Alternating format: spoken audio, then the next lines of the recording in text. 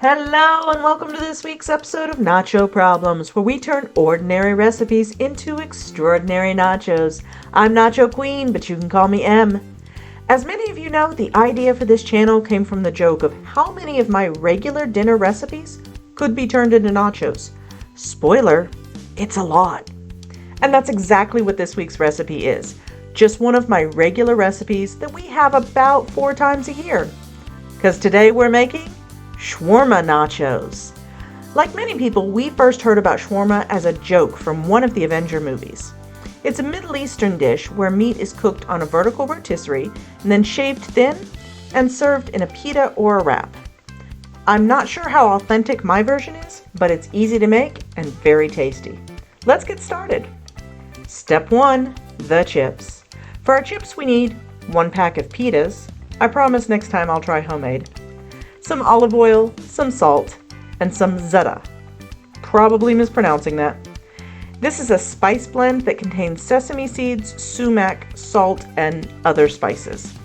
We're going to start by slicing our pitas into fourths.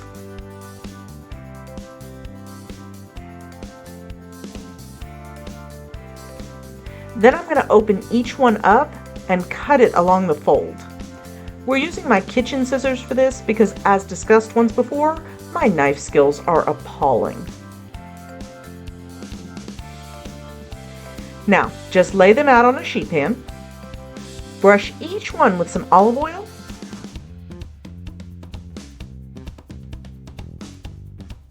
Then sprinkle them with the salt and zeta. Now, the zeta contains salt, so you might not need any additional depending on how salty you like things. We felt it needed a little extra.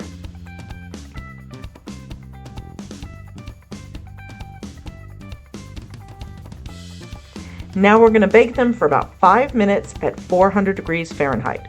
Watch them closely as they don't take long. And be sure to make extras. You'll be munching on these all evening. Let's move on to Step 2, the toppings. So we're making our shawarma out of chicken, and that's going to be the topping of our nacho. For that we need 1 tablespoon plain yogurt. I'm using Greek, but other varieties would probably work as well.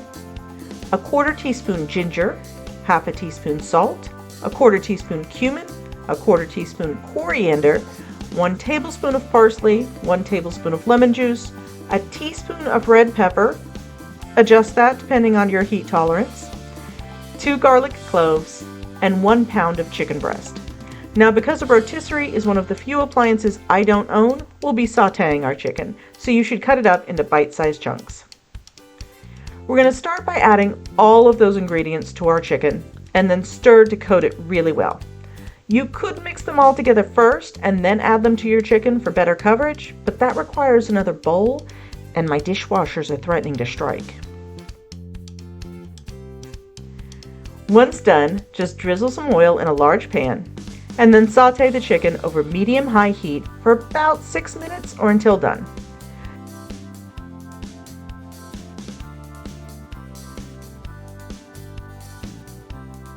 Now I'm going to transfer that to a bowl, leaving most of the liquid behind.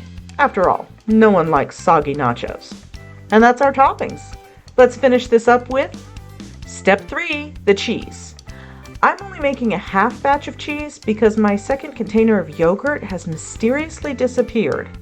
But I'll be using 1/4 cup of yogurt, 1 tablespoon lemon juice, 1 garlic clove minced, and 2 tablespoons of tahini. If you've never had tahini, you're really missing out. It's made from sesame seeds and has a wonderful nutty flavor. I'll put a link in the description to a tahini cookie recipe. Try it and you will swear you're eating peanut butter cookies, but there's no peanut butter. It could be a good alternative if you have allergies. Anyways, to make our cheese, we're just going to mix all of these together and stir well. Now it's time for Step 4, let's eat. First we need some chips, then some chicken,